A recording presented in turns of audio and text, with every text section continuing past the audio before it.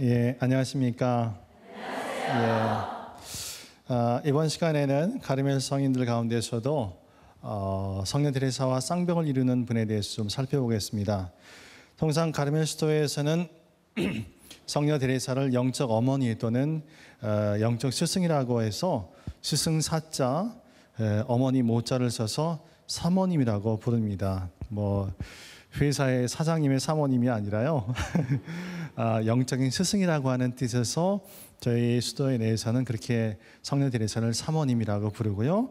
또 반면에 사부님이라고 부르는 분도 있습니다. 그분은 바로 스승 사자, 아버지 부자에서 십자가의 성 요한을 사부님이라고 부릅니다.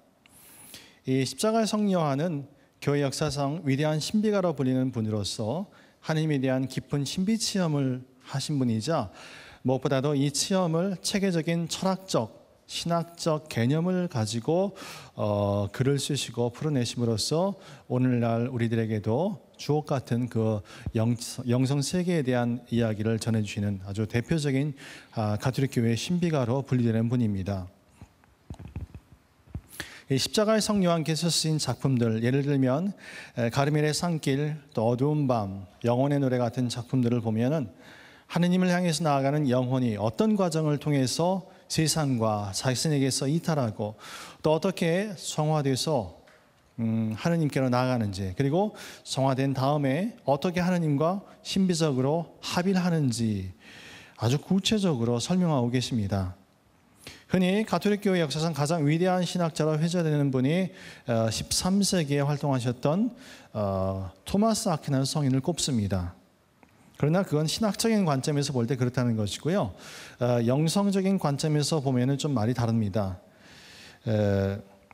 영성적인 관점에서 보면은 적지 않은 사람들이 역사상, 가톨릭 역사상 가장 위대한 성인을 꼽는데 이 십자가 성 요한을 주저하지 않습니다. 대표적으로 프랑스의 철학자인 자크 마르틴 같은 경우에는 토마스 아퀴나스보다도 십자가 성 요한을 더 위에 치고 있습니다. 그렇죠? 그 정도로 십자가 성 요한의 그 영성을 교회에서는 높이 평가하고 있다는 겁니다. 그것은 이 성인께서 쓰신 작품들이 하느님에 대한 깊은 신비적인 체험을 하고 나서 그 체험을 체계적으로 표현하고 또 더 나아가서 다른 사람들도 그 체험을 할 수 있도록 기본적인 영성의 법칙 그리고 영성 생활의 중요한 원리들을 체계적으로 소개해 주셨기 때문입니다.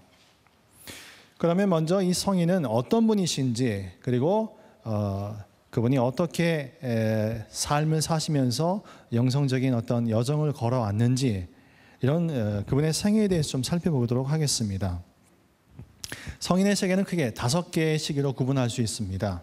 우선 첫 번째로 성인께서는 1542년에 태어나서 1591년에 돌아가셨습니다. 지난 1991년, 약 20년이 좀 더 되죠. 벌써 서거 400주년 기념을 맞이했는데요. 첫 번째 시기로 유년기와 청소년기를 꼽을 수 있습니다. 1542년부터 63년까지고요. 두 번째 시기로 가르멜 수도자 시기입니다. 1563년부터 68년입니다. 그리고 세 번째 개혁 가르멜 수도자 시기로 1568년부터 1578년을 꼽습니다. 그리고 네 번째 시기로 저술가 시기로 구분되는데요. 이 당시에 상당히 많은 주옥 같은 책을 쓰셨습니다. 1577년부터 88년, 그리고 완숙기 마지막으로 1588년부터 91년까지입니다. 통상 저희 수도의 영성학자들은 이렇게 5개의 시기로 구분해서 십자가 성 요한의 생애를 구분하고 있습니다. 우선 첫 번째 시기, 유년기와 청소년기를 좀 보겠습니다. 1542년부터 1563년입니다. 성인께서는 1542년 6월 24일 스페인의 중부지방인 폰티베로스에서 태어나셨습니다. 성인의 부모님은 본래 톨레도 출신이십니다. 이 아버지의 이름은 곤잘로 예페스라고 하고요. 어머니는 카타리나 알베스라고 하는데요. 아버지는 톨레도의 유력한 가문에 속하는 사람이었습니다. 그 집안 사람들은 여러 해 동안 성직자로 또는 거상으로 지내면서 상류 계급에 속했다고 합니다. 그런데 그 집안은 개종한 유대인 혈통이었습니다. 지난 시간에 성녀 테레사 함께 나누면서 봤죠. 성녀 테레사 역시 개종 유대인이었죠. 16세기 스페인, 당시는 가톨릭 신앙만이 절대적인 사회 규범이었고 또 순수 스페인 혈통만이 대우를 받는 시기였습니다. 그래서 개종한 유대인, 아랍인들도 그 출신 성분 때문에 사회에서 불이익을 많이 당하던 때였습니다. 비록 개종해서 그리스도교를 믿었지만 순수 스페인 사람이 아니라는 이유로 주류 사회에서 밀려나서 늘 차별 대우를 받아야 했던 것이죠. 그래서 당시 유대계 혈통 집안이었던 십자가 성 요한의 아버지, 할아버지는 이러한 혈통의 비밀을 숨기고 상인으로 열심히 살아서 마침내 성공한 부자 반열에 올랐다고 합니다. 그러나 십자가 요한의 주부모께서 일찍 돌아가신 탓에 아버지 곤잘로는 부모스라에서 유복한 생활을 하지 못했고 숙부댁에 함께 살면서 이렇게 지내는데요. 아버지 역시 일찍 돌아가셔서 십자가 성 요한은 이 삼촌 댁에 가서 삼촌 일을 도와주면서 지냈다고 합니다.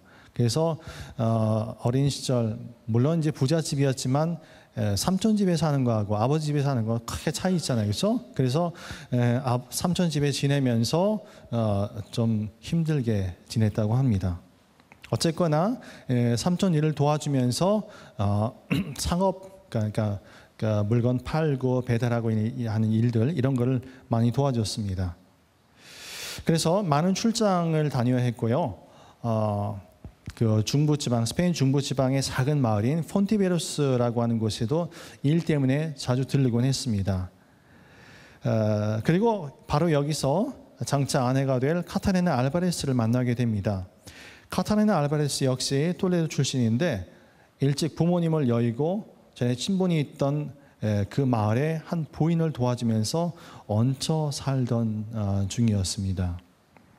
그래서 두 사람은 바로 이 폰티베로스라고 하는 작은 마을에서 사랑에 빠졌고 결국 일생을 함께 하기를 원했습니다. 그러나 성인의 아버지 집안에서는 그 두 사람의 결혼을 심하게 반대했다고 합니다. 이제 아버님 돌아가시고 삼촌 집안에서 반대를 했겠죠, 그렇죠? 아내가 될 카타리나 집안이 이슬람계 노예 집안 출신이었는데 결혼 때문에 결혼을 하게 되면 어떻습니까? 이제 자기 신분을 드러내야 되는 거예요. 그러면 분명히 그 유대인 혈통이라는 게 사회적으로 드러나게 되고 그러면은 십자가 성 요한의 집안은 그러니까 위기에 처하게 되는 것이죠. 그러나 집안의 심한 반대에도 불구하고 두 사람은 1529년 마침내 폰티베로스에서 결혼을 하게 됩니다. 이 결혼으로 인해서 곤잘로는 톨레도의 자기 집안과 완전히 관계가 단절되고 맙니다. 곤잘로 부부는 폰티베로스에서 당시 그 지방 여인들이 쓰던 챙 없는 모자와 머리수건 짜는 기술을 배워서 근근히 생계를 꾸려나갔다고 합니다. 1529년에 결혼을 해서 1542년까지 이 부부는 아들을 셋 두었는데요. 그 이름은 첫째가 프란치스코, 둘째가 루이스, 셋째가 요한으로서 바로 이 막내 요한이 훗날 우리가 십자가의 요한으로 부르게 되는 바로 그 성인입니다. 그러나 이 아버지인 그 곤잘로는 친척으로부터의 소외 그리고 생계에 대한 부담으로 인해서 과로와 영양실조로 인해서 결혼 생활 15년 만에 중병을 얻게 됩니다. 당시 어린 요한은 병원으로 누워있던 아버지를 대신해서 어머니를 도와서 뱃잔일을 해야 했습니다. 결국 아버지는 요한이 8살 되던 1549년 폰티베로스에서 돌아가시게 됩니다. 그래서 이 요한의 어머니인 카타리나는 결국 생계를 유지할 수가 없게 되자 여러 친척들을 찾아가서 아이들을 당분간 맡을 것을 청했다고 합니다. 그래서 톨레도 근교에 갈베즈라고 하는 곳에 사는 의사였던 이 사촌형의 집에 큰아들인 프란치스코를 맡겼습니다. 그러나 그 집안에서 그 아이를 심하게 구박하는 것을 알고 몇 달 만에 그 카타리나 부인은 다시 큰 아들을 데려오게 되죠. 그리고 나서 얼마 후 둘째 아들인 루이스가 세상을 떠나게 됩니다. 이러한 그 생활고 그리고 아들의 죽음으로 인해서 카타리나 부인은 자기 가족에게 보다 나은 가능성을 줄 수 있는 좀 더 번화한 도시로 이사를 하기로 결심했습니다. 그래서 폰티베로스 근처에 아레발로라고 하는 곳으로 이사를 하게 되는데요.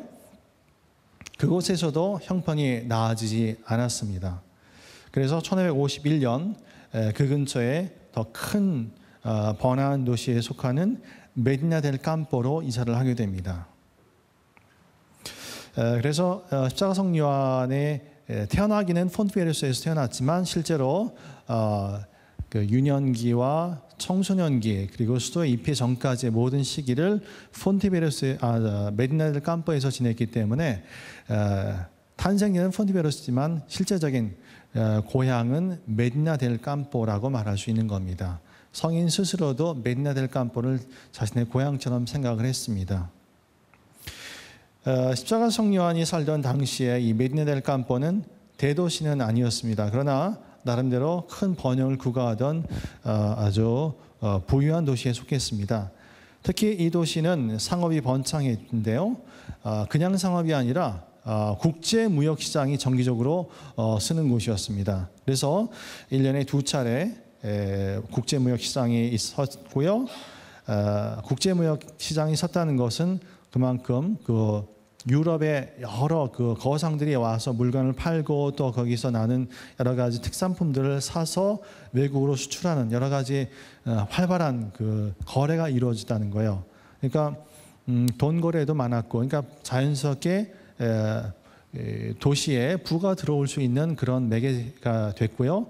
또한 옛날에 그 상인들은 많은 정보를 갖고 다니는 사람들이에요. 그러니까 유럽에서 흘러 들어오는 많은 여러 가지 정보들이 이 무역 시장을 통해서 스페인 여러 사람들에게 전해졌다는 거예요.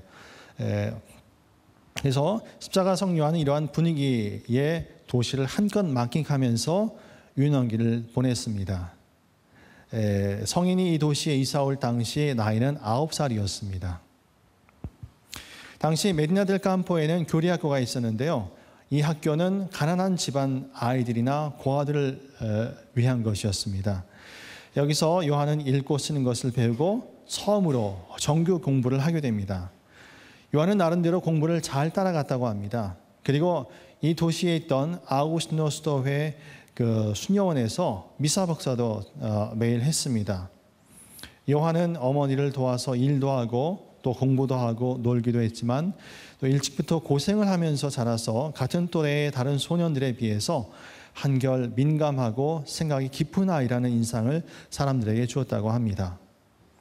그래서 당시 아우구스티노 수도회 수녀원의 지도신부로 계셨던 알론소 알바레스 신부님이라고 하는 분은 이 어린 요한을 눈여겨보았다고 해서 그래서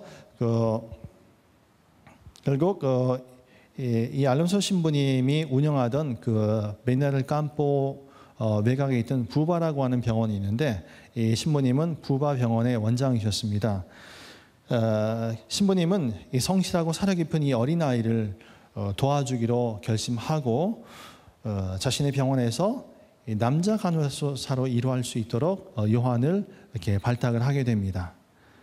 그래서 홀어머니를 도와줄 수 있는 일자리를 갖게 된 것이 너무나 기쁜 그 어린 아이 10살, 11살 그때 됐을 겁니다. 요한은 그래서 그 병원에서 일하면서 간호사로서 병자들을 돌보고 또 어떤 때는 양식이 떨어지면은 직접 나가서 거리를 돌아다니면서 구걸을 하면서 병자들 위해서 이렇게 먹을 것을 얻어다 와서 병자들 먹이곤 또 했다고 해요.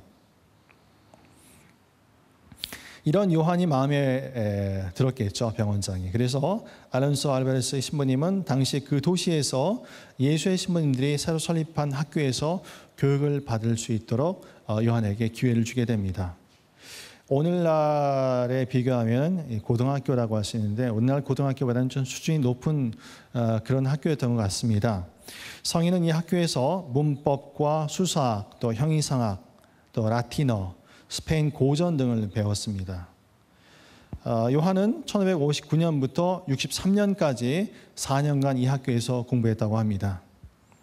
이렇게 해서 메디나 델 campo에서의 생활, 즉 병원에서 간호사로서의 생활과 학교에서의 공부는 청소년기에 이 요한이 성장하게 된 중요한 배경으로 자리 잡게 됩니다. 이러한 일련의 여정을 거치면서 청년 요한의 마음 안에는 점차 하느님에 대한 사랑, 사람에 대한 사랑이 자리를 잡게 되죠. 학교에서 공부를 마칠 무렵 병원장이신 알론소 신부님은 요한이 서품을 받아서 병원의 원목 신부로 일할 수 있도록 제안을 하게 됩니다. 그렇게 되면은 그 병원장 신부님의 입장에서 볼 때 미사와 고해성사를 병자들에게 마음 놓고 줄 수 있죠. 그리고 또 요한의 입장에서도 자신이나 자신의 가족에게 새로운 미래를 열어줄 수 있기 때문에 상당히 좋은 기회였을 겁니다. 그러나 청년 요한은 그분의 그러한 호의를 알면서도 보다 깊은 자기 내면의 원의에 따라서 이것이 자기 자리가 아니라고 생각하면서 정중히 거절했다고 합니다. 두 번째 시기로 가르멜 수도자 시기를 이제 들 수 있는데요. 이때가 1563년부터 68년입니다. 당시 메디나 델 campo에는 1560년에 설립된 가르멜 수도원이 있었습니다. 요한은 1563년 예수의 학교를 마치자 이 가르멜 수도에 입회하게 됐습니다. 근데 예수의 신부님들이 운영하던 고등학교에서 공부를 하면서 예수의 신부님들과 교감이 많았을 텐데 왜 가르멜 수도에 입회했는가? 정확히 뭐 어떤 근거가 있어서 문헌상으로 이런 것 때문에 갔을 것이다 라고 하는 이유를 대기는 어려운데 간접적인 여러 문헌을 통해서 보면은 성인이 십자가 성 요한이 가르멜 성모님에 대해 상당히 깊은 신심을 가지셨다라고 해요. 그래서 그것 때문에 그 가르멜 수도회를 선택한 것이 아닌가 보고요. 또 하나는 그 공부를 할 당시에 고등학교 공부를 할 당시에 갈멜 신부님들과 교감이 또 많았답니다. 그래서 특히 그 갈멜 신부님 중에서 십자가 성 요한을 정말 잘 도와주고 가르쳐줬던 신부님이 몇 분 계신데 그런 신부님들의 영향을 받지 않았을까 실제적으로는 그렇게 봅니다. 그래서 1563년에 가르멜 수도에 입회를 해서 1년 동안 수련기를 받습니다. 당시에 이 수도원은 아주 작았어요. 그래서 요한의 방은 아주 비좁고 어두웠다고 합니다. 요한은 굳은 결의를 하고 헌신적으로 수도 생활에 정진했습니다. 천성적으로 상냥하고 감성적인 성격을 지니고 있었던 요한은 그러나 이런 그 부침성 있는 성격은 사실 부바병원에서 일하면서 많이 개발된 성격이고요. 다른 한편으로 십자가 요한은 침묵과 고독을 참 좋아했다고 합니다. 그래서 수련기 동안 함께 살았던 수사님들은 엄격하고 침묵과 고독을 추구했던 그런 그 성인의 모습 때문에 어떨 때는 좀 이상한 기묘한 사람은 아닌가 오해도 했답니다. 그러나 형제들은 그분의 성실하고 진지한 모습을 칭찬하면서 정말 그분과 더불어서 수련기를 잘 보냈죠. 그래서 수련기를 1년 마치고 서원을 하게 됩니다. 64년 5월 21일 메디나 델 campo 수도원에서 성 마티아의 요한수사라고 하는 이름으로 서원을 바라게 됩니다. 이렇게 해서 수련을 마치고 서원을 한 청년 요한 수사는 학업을 위해서 메디나 델 campo를 떠나서 학문의 도시인 살라만카로 향하게 되죠. 이 도시는 중세 당시 가톨릭 교회 내에서 스콜라 신학이 크게 번창한 곳이었습니다. 여기에는 중세 때 교회의 학문적 전통을 지탱해 주던 도미니코 수도회를 비롯해서 여러 수도회 많은 학자 신부님들이 철학과 신학을 가르쳤던 곳입니다. 그래서 중세 당시에 신학의 요람이라고 할 수 있어요. 당시 살라만카 대학은 특히 토마스 아퀴나스 성인의 신학재전을 바탕으로 철학과 신학을 가르치던 요람으로서 특히 20세기 중반 1963년, 62년부터 65년까지 제2차 바티칸 공회가 있었지 않습니까? 근데 그 전에 가장 큰 교회 생활에 영향을 미친 공의회가 트렌토 공의회입니다. 트렌토 공의회는 1545년부터 63년까지 있었는데 약 20년간 트렌토 공의회가 열리게 된 배경에는 여러 가지가 있는데 특히 개신교 종교개혁으로 인한 위기를 어떻게 넘어갈 것인가, 교회의 그 반동 종교개혁을 주도했던 게 바로 트렌토 공의회입니다. 그런데 이 트렌토 공의회에 약 60명 정도의 그 스페인 학자 신부님들, 주교님들이 참석을 하게 되는데 대부분의 학자 신부님들이 바로 살라망카 대학의 교수 신부님들 또는 이 살라망카 대학 출신의 석학들, 주교님들이 참여했습니다. 그러니까 살라망카 대학은 그 당시에 당대 유럽의 학풍을 이어가던 당대의 최고 학부라고 볼 수가 있었던 것이죠. 십자가 성녀는 바로 이 살라망카 대학에서 4년간 철학과 신학을 공부했던 것입니다. 1564년부터 68년까지입니다. 그래서 이런 유럽 최고의 학부인 살라망카 대학에서 공부를 해서 그런지 이 십자가 성녀안의 여러 작품들을 살펴보면요, 상당히 학문적으로 준비가 잘 되어 있고 또 체계적인 틀을 갖고 글을 쓰신다는 느낌이 듭니다. 그래서 가르멜 산길이나 어둠만 보십시오. 상당히 체계적인 글입니다. 근데 그것은 바로 이때 성인께서 살라망카 대학에서 제대로 그 철학과 신학을 공부하셨기 때문입니다. 살라망카에서 학업을 마쳐갈 무렵이던 1567년 성인께서는 살라망카 주교자 성당에서 사제 서품을 받게 됩니다. 그리고 첫 미사를 봉헌하기 위해서 그해 여름에 고향인 그 메디나 델 campo로 돌아가셨습니다. 그런데 당시 메디나에는 두 번째 개혁 가르멜 수녀원 창립을 위해서 제자 수녀님들과 함께 그곳에 와 있던 성녀 데레사가 계셨죠. 그 메디나 델 campo 수녀원입니다. 그렇죠? 성인은 함께 서품을 받은 친구 신부의 주선으로 성녀 데레사와 만나게 됩니다. 영성사에서는 이 두 분의 만남이 역사적인 사건이라고 자주 회자하는데요. 두 분 모두 교회 역사에 큰 획을 남긴 대단한 영성가이자 신비가 그리고 교회 박사이기 때문입니다. 그리고 그 두 분의 만남으로 인해서 남자 맨발 가르멜 수도회가 탄생하는데 결정적인 전환점을 맞게 됩니다. 당시 성녀는 관상적이면서도 동시에 사도적인 자신의 이상을 함께할 남자 맨발 가르멜 수도회의 창립을 절실히 필요로 하고 있었습니다. 지난 시간에도 말씀드렸듯이 중세 때 수녀원들은 봉수였습니다. 오늘날에는 대부분이 사도직 활동 수도인데요. 중세 때는 모두가 다 봉수였어요. 활동 수녀원은 없었습니다. 그래서 가르멜 수녀원 역시 봉수였기 때문에 아무리 선교를 하고 싶고 또 복음을 전하고 싶고 또 사도직을 하고 싶어도 절대 허용되지 않는 그런 시대였습니다. 그래서 성녀 데레사는 자신의 이상을 함께 나눌 수 있는 남자 가르멜을 원했던 것입니다. 반면 요한 수사 같은 경우에는 서품을 받을 즈음에 보다 엄격한 수도 생활을 하고 싶은 열망을 가졌습니다. 그래서 기존의 가르멜 수도회에서 엄격한 은수 생활을 하는 카르투시안 수도회로 옮길까 하는 고민을 하고 있었죠. 카르투시안 우리 한국에도 진출해 있죠. 안동교구에. 카르투시안 혹시 들어보셨는지 모르겠습니다. 가톨릭 교회에서는 가장 엄격한 수도회에 속하는데요. 예전에 한 7, 8년 전에 위대한 침묵이라고 하는 그 영화를 통해서 한국에도 소개됐죠. 예. 한번 들어가게 되면은 거의 봉쇄 생활을 하는데 봉쇄뿐만이 아니라 거기는 평생 말을 안 해요. 예, 말을 안 하고 그리고 성당과 식당 이런 것만 중앙에 있고요. 다 독채를 쓰는데 저쪽 한쪽에 가면 좀 이렇게 숲을 가면은 독채가 하나 있고 또 저쪽 숲에 가면 독채 하나 있고 저쪽 가면 독채 하나 있고 일주일 내내 독채에서 합니다. 그리고 그 독채에는 경당 자기 미사를 봉헌할 수 있는 자기만의 경당과 거실 그리고 텃밭도 있어요.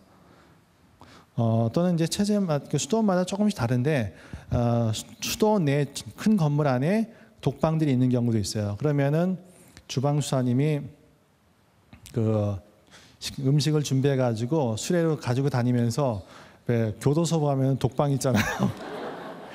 두드리면은 저 밑에서 이제 음식 집어 넣어주고 그런 수도예요.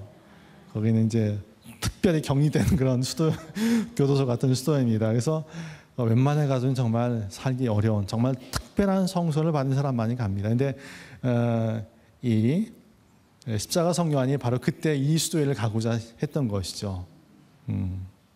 그래서 수도생활을 시작하는 사람들은요 사실 그런 꿈들을 좀 꿉니다.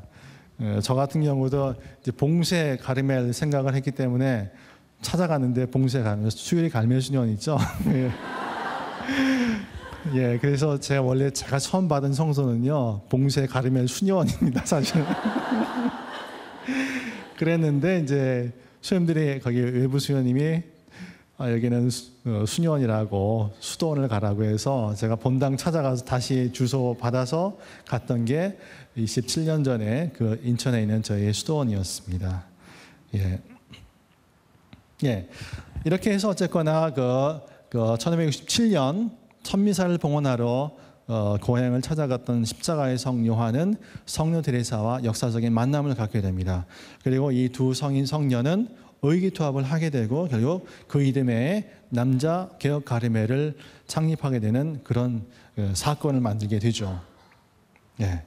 그래서 당시에 성녀 데레사는 십자가 성녀 이런 아주 열심히 했던 그 청년 요한 수사를 설득을 해서요.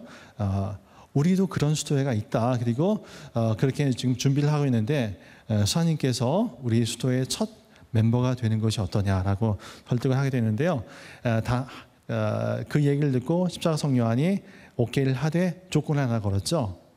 빨리 만들어달라고. 안 그러면 내가 어디로 어떻게 튈지 모르니까 빨리 만들어 주십시오 해가지고 그 해부터 이제 성녀는 은인을 구하게 되고요. 그 이듬해 봄에 68년 봄에 두루엘로라고 하는 곳에 그 작은 수도원을 만들게 됩니다. 예, 그렇게 해서 저희 맨발 남자 가르멜 수도회가 시작이 되는 것이죠. 그래서 1568년부터 이제 십자가 성요한은 맨발 가르멜 수도자로서 새로운 삶을 시작하게 됩니다. 1568년부터 78년까지 개혁 가르멜 수도자의 시기로 봤는데요. 78년은 왜 그런가 하면 그때 좀 더 다른 사건들이 일어나게 됩니다. 그거는 좀 이따 나누겠습니다. 예. 그래서 1568년 11월 두루엘레에서 이제 수도 생활을 시작하게 되는데요. 이때부터 요한 수사는 기존의 원 가르멜에서 사용하던 성 마티아 요한이라는 이름을 버립니다. 그리고 새로운 이름을 사용하게 되죠. 그게 바로 십자가의 요한이라고 하는 이름입니다. 여러분도 아시다시피 이제 저희 수도회는 출연을 시작할 때요. 그 회원이 그 평생 이런 지향을 갖고 일생을 살겠다는 소위 현이라고 하는 것을 수도명 앞에 붙이게 됩니다. 그렇죠? 그래서 요한 수사는 이때부터 십자가를 자기 남은 일생을 살아가는 데 있어서 근본 정신으로 삼겠다고 결심하고 자기의 그 이름 앞에 십자가를 붙여요. 그래서 십자가의 요한이라고 하는 거예요. 성령 테레사 같은 경우에는 현이가 예수입니다. 그래서 예수의 데레사라고 하는 게 정식 그 성령 테레사의 이름입니다. 소아 데레사는 어떤 현이가 있는가? 통상 소아 데레사 하면 아기 예수의 데레사라고 하죠. 이 아기 예수가 현인데요. 한국에는 그렇게 알려졌는데 좀 더 정확히 말하자면은 아기 예수와 성면의 데레사입니다. 저 성면 예수 그리스도의 얼굴 성면이라고 표현하지 않습니까? 그게 바로 소아 데레사의 정확한 수도 명칭입니다. 자, 다시 십자가 성요한 이야기로 돌아가서요. 성녀 데레사가 창립한 첫 번째 남자 수도원은 아빌라에서 멀지 않은 두루엘로의 조그만 마을입니다. 그래서 성녀가 초창기 가르멜 수도원 수녀원의 역사에 대해서 쓴 창립사 14장을 보면은 당시 성녀가 당시엔 제자 주임들과 함께 어느 기회에 그해 겨울에 1568년 겨울인가 69년 초 겨울인데 그때 방문을 하시고 나서 초창기 그 맨발 가르멜 수사들이 살았던 그 삶의 모습을 보고 감명을 받아서 쓴 글이 있습니다. 장장 한 대여섯 페이지가 돼요, 그렇죠? 그 당시 얼마나 그 열심히 살았던가 하는 그 모습들을 보게 되는데 그러나 한편으로는 좀 우려를 하셨다고 해요. 그 마지막 부분에 보면은 왜냐하면은 성녀가 지향했던 그 개혁이라고 하는 것은 단순한 엄격함에만 있지 않았습니다. 아주 엄격하게 산다고 해서 능사가 아니라는 거죠. 진정한 그 영성 생활에는 균형이 있어야 된다라고 해서 적절한 고행도 중요하지만 그러나 그 수도 생활의 중심에는 인간이 있어야 된다. 인간 중심적인 그 수도 생활을 지향했습니다. 그래서 저희 수도에는 그 당시 중세 때는 엄격하게 살면서도 동시에 다른 수도에는 없던 공동 휴식이라고 하는 것을 도입을 했는데요. 그것은 공동체 회원들 간의 인격적인 교류를 나눌 수 있고 친교, 우정을 나눌 수 있도록 한 어떤 일종의 장치였습니다. 상당히 그 당시에는 획기적인 장치였다고 합니다. 예.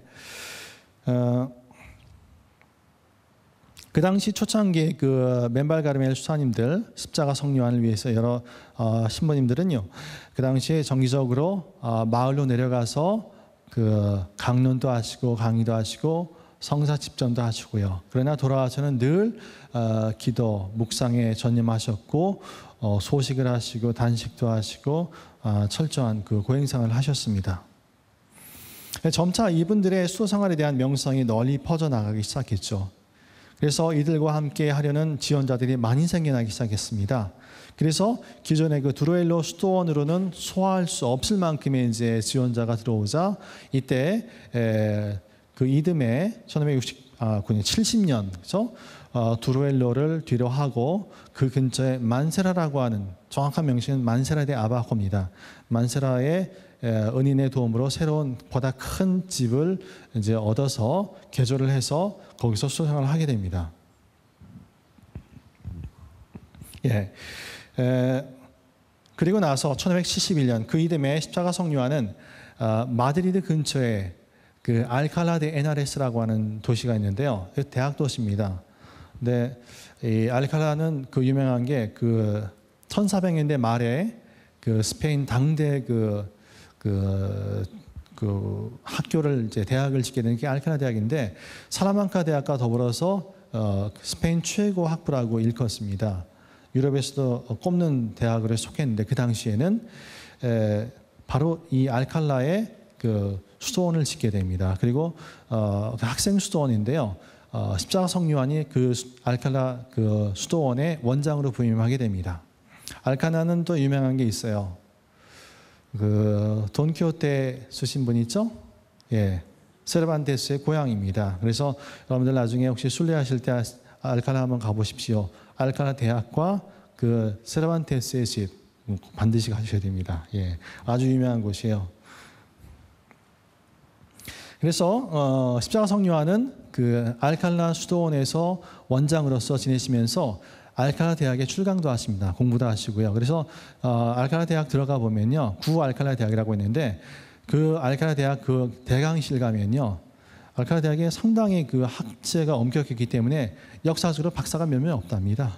예, 근데 거기 출신 그 성인들의 이름이 그 대강실 한 몇백 년 된 대강실에 이름이 다 적혀 있어요. 근데 십자가 성료안도 그 대강실에 이름이 올라 있습니다. 그 정도로 그래도 저도 몰랐던 부분인데 제가 스페인에서 지내면서 확인한 부분이에요, 직접. 예. 이 십자가 성료안의 그 생애를 살펴보다 보면요, 성녀 테레사의 생애가 겹치는 부분이 좀 많이 나옵니다. 첫 만남부터 시작해서 그랬죠. 1572년에 성녀 테레사가 아빌라의 그 강생수녀원, 당신이 27년 동안 사셨던 강생수녀원의 원장으로 부임을 하게 돼요. 장상 신부님들의 명에 의해서.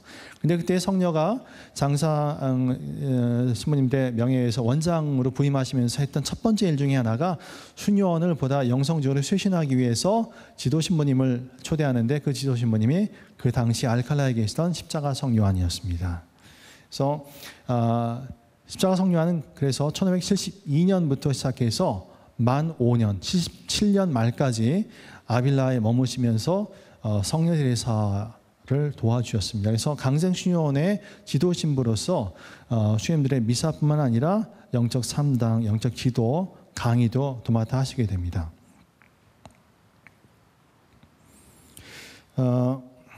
그래서 십자가 성료안은 이 아빌라에서 성녀 테레사의 그 초대로 상당히 많은 일들을 하시게 되는데요.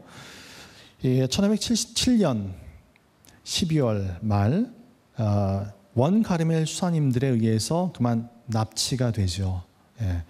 그래서 톨레도에 있는 수도원으로 보내지고 맙니다. 이게 바로 이제 그 유명한 이제 톨레도의 체험이라고 하죠. 그래서 영성학자들은 십자가 성령한 학자들은요, 요 1577년 말까지를 세 번째 시기로 보게 되는 겁니다.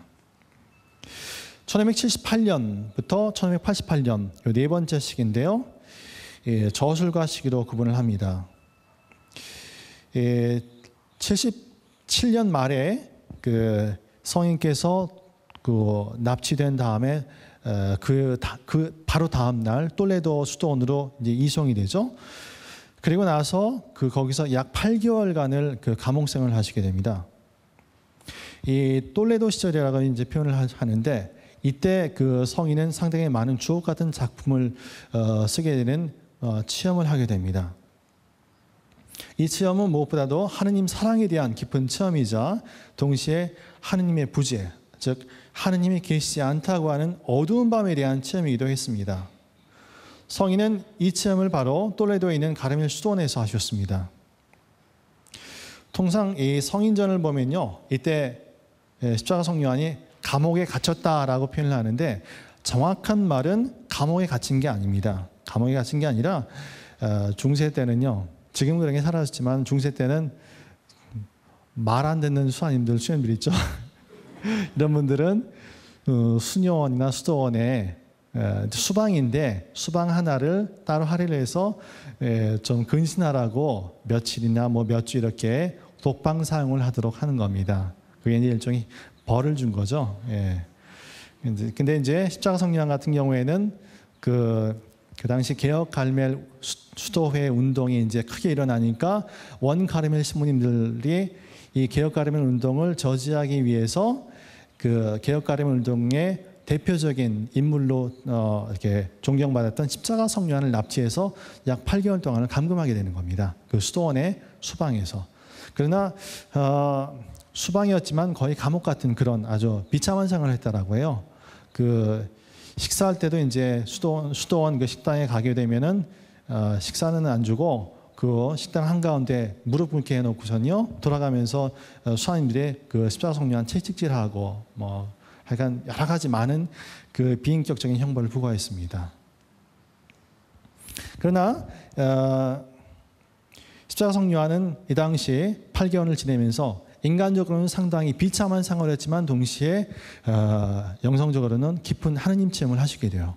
바로 이것이 그 이후에 십자가 성요한의 주옥 같은 작품을 쓰게 되는 모태가 되는 것입니다. 그래서 여기서 8개월 동안 1570년 12월부터 1578년 8월까지 지내시는데, 그 당시에 신부님은 생활을 하면서 절대 이 사람들이 나를 안 풀어주겠다라고 하는 것을 직감적으로 깨닫습니다. 그래서 몰래 정말 가지고 있던 옷을 잘게 찢어가지고 그걸 밧줄로 만들어서 그 톨레도 성벽을 타고 내려오게 돼요. 목숨을 걸고. 그리고 나서 톨레도에 있는 가르멜 수녀원으로 피신을 내서 간신히 목숨을 건지게 되죠. 그리고 나서 십자가 성요한은 어디를 가게 되는가? 장상들의 이제 그런 상황을 보니까 십자가 성요한이 중부지방에서 생활을 하게 되면은 상당히 위험하겠다라고 하는 판단이 들으셨던 것 같아요. 그래서 우리나라로 치면은 전라도 경상도에 해당하는 안달루시아 지역으로 발령을 냅니다. 그래서 안달루시아 지역에서 생활하시는데요. 바로 이 안달루시아가 십자가 성요한의 그 어떤 활동의 주 무대가 됩니다. 그래서 성인은 톨레도에서 내려오자마자 이제 엘 갈바리오라고 하는 조그만 마을에서 지내시게 되는데요. 여기서 성인은 지내시면서 매주 그 근처에 있는 베아스 갈멜 수녀원에 가서 수녀님들을 영적 지도도 하고 고해 성사도 주시고 이러세요. 한 번은 그곳의 원장인 그 예수안나 수녀님께서 그 신부님이 감옥에 있을 때 쓰신 그 영혼의 노래 시 있죠. 이 시를 좀 해설해 주십시오라고 하는 부탁을 하게 됩니다. 그래서 그 당시 엘 갈바리오 수도원에 지내시면서 영혼의 노래 해설을 하게 돼요. 그 시에 대한 해설. 그게 바로 우리가 오늘날 보게 되는 영혼의 노래 작품입니다. 이때 쓰셨습니다. 그리고 또 십자가 성녀안의 그 영성을 집약해서 표현한 그림이 있습니다. 그 완덕의 산이라고 하는 그림이 있죠. 그 산 보면은 산이 있고 그 산에 이르는 세 가지 길을 얘기하고 있죠. 가운데 나다 무라고 하는 길, 왼쪽과 오른쪽 천상 보아의 길, 지상 보아의 길. 그래서 그때 성인은 이 그림을 직접 다 그려가지고 수녀님들 한 분 한 분에게 선물을 줬다고 해요. 예. 그래서 여러 가지 다양한 에피소드가 있던 것이 바로 이 엘 갈바리오 시절입니다. 이 시절이 끝난 다음에 성인은 바이사라고 하는 그 근처의 대학 도시로 가게 돼요. 역시 바이사는 대학으로 유명했는데 이 대학의 수도원을 설립해서 인재들이 우리 수도에 입회할 수 있도록 그리고 거기서 가르칠 수 있도록 배려를 했습니다. 그리고 나서 1581년에 우리 수도회가 처음으로 그 원 가르멜 안에서 독립 광구로서 승격이 됩니다. 맨발 가르멜 독립 광구로 승격이 되는데요. 이때 수도회 총회가 열렸고 성인은 이 총회를 통해서 가르멜 관구에 참사로 선출돼서 그 약 7, 8년간을 우리 수도회 행정직 소임을 맡게 됩니다.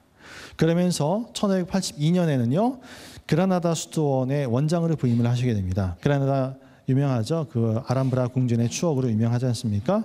거기서 약 6년간을 사십니다. 아람브라 궁전 입구에 보면은 지금은 이제 수도원 터만 남아 있는데요. 로스 마르티레스라고 하는 그 명칭이 붙은 수도원입니다.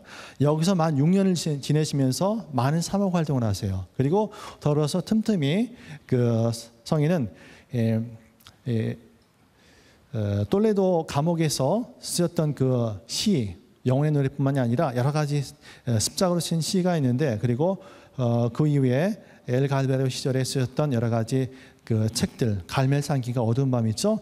이런 것들을 좀 더 완성을 하게 돼요. 그래서 그라나다 시절에 갈멜산기과 어두운 밤 그리고 사랑의 산불꽃 이런 책들이 다 열매를 맺게 됩니다.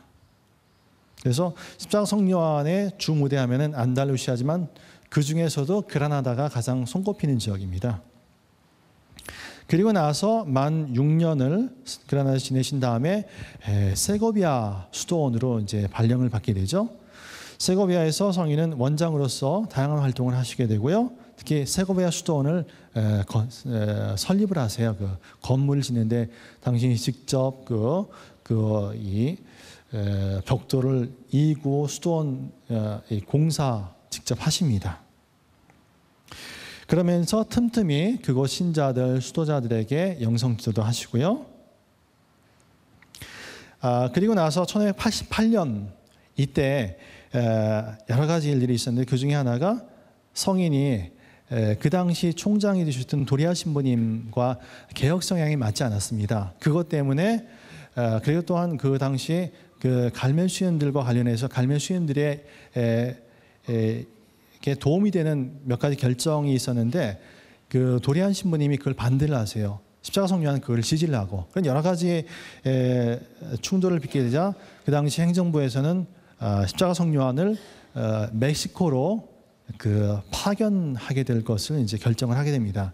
일종의 유배죠, 그렇죠? 그래서 성인이 멕시코로 가게 되는 그런 상황이었는데 그 당시 중병을 앓게 됩니다. 그래서 결국 멕시코로 가지는 못하고 말년에 성인은 1988년, 89년 때 이 병을 다스릴 수 있는 그런 수도원을 찾아라 해가지고 장상 신부님들이 오베다와 바에사 이 두 수도원을 소개시켜 주는데 참 그 인간적으로는 참 그 이해가 안 되는 부분 중에 하나예요. 오베다에는 그 젊은 시절에 신부님이 원장 시절에 그 당신 수화 학생이었던 그 신부님이 원장이었는데 이 원장 신부님이 십자가 성녀에게 큰 그 앙심을 품고 있었어요. 학생 시절에 십자가 성녀에게서 좋지 않은 그 어떤 무슨 그 일이 있었던 것 같습니다. 그래서 그것 때문에 십자가 성녀에게 앙심을 품었는데 바에사는 여러 가지 그 활동을 하면서 십자가 성녀와 그 교분이 있었던 분도 많았고요. 의료 시설도 좀 더 많았습니다. 근데 거기를 선택하지 않고 성인은 오베다 수도원을 선택하셨습니다. 십자가를 선택하신 것이죠, 그렇죠? 그래서 그 많은 사람들이 이 당시 십자가 성요한의 이런 그 결정을 보면서 참 쉽지 않은 결정이었지만 정말 성인다운 그 큰 걸음을 걸으셨다라고 표현을 하죠. 예. 그래서 오베도로 가서 성인은 그 남은 한 2년 남짓한 생활을 하게 되는데 아니나 다를까 성인이 그곳에 가자 그곳에 원장 신부님께서 프란시스코 크리스토스로마라고 하는 그 원장 신부님이 성인을 그렇게 구박을 했습니다. 병실도 아주 허술하고 의료시설도 그러니까 뭐 약 같은 것도 제대로 안 갖다 주고요. 그리고 음식도 뭐 제대로 챙겨주지 않았다고 해요. 그리고 그냥 공동체 생활 중병인데도 불구하고 공동체 생활 예외를 주지 않았답니다. 이런 여러 가지 험한 그런 대우를 받았는데도 불구하고 성인은 아주 평온하게 병을 받아 안고 공동체 생활의 모든 일에 참여했다고 합니다. 그래서 지켜보다 못한 그 젊은 간호사가 이 부당한 일을 그 지역의 광장 신부님께 알리고 그래서 결국은 광장 신부님이 개입하면서 이 십자가 성요한이 마지막 남은 여생을 좀 이렇게 평온하게 지냈다고 하죠. 그래서 십자가 성요한은 이 오베다에서 1591년 12월 14일 임종하시게 됩니다.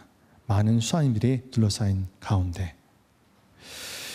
그래서 이 메네델 캄포의 병원에서 병자들을 정성스럽게 간호했던 착한 청년, 그리고 동시에 맨발 가르멜의 첫 수사였던, 또는 똘레도에서는 죄수로 갇히기도 했고 후에 맨발 가르멜의 정말 참사로서 많은 일들을 수행했던 바로 십자가 성요한, 그리고 예수 그리스도를 지극히 사랑했던 한 수도자, 이 십자가 성요한 수사님은 바로 이 오베다에서 1591년 12월 14일 임종하셨습니다. 그분의 죽음은 살아오신 모습만큼이나 정말 부드럽고 온화하고 다정다감했다고 합니다. 그래서 지금도 오베다에 가면은 십자가 성요한의 관이 안치되어 있습니다. 예, 이렇게 해서 우리는 교회 역사상 가장 위대한 신비가 중에 한 성인으로 꼽히는 십자가 성요한의 일생을 함께 살펴보았습니다. 다음 시간에는 성인께서 하신 하나님에 대한 깊은 체험이 녹아있는 성인들의 작품은 무엇이 있고 또 그 내용은 어떤지 잠시 살펴보고요. 또 그리고 그 작품들을 통해서 성인이 전하고자 하셨던 영적 가르침은 무엇이었는지 함께 공부해 보기로 하겠습니다. 영광송으로 함께 마치겠습니다. 영광이 성부와 성자와 성령께 성부와 성자와 성령의 이름으로 아멘. 감사합니다.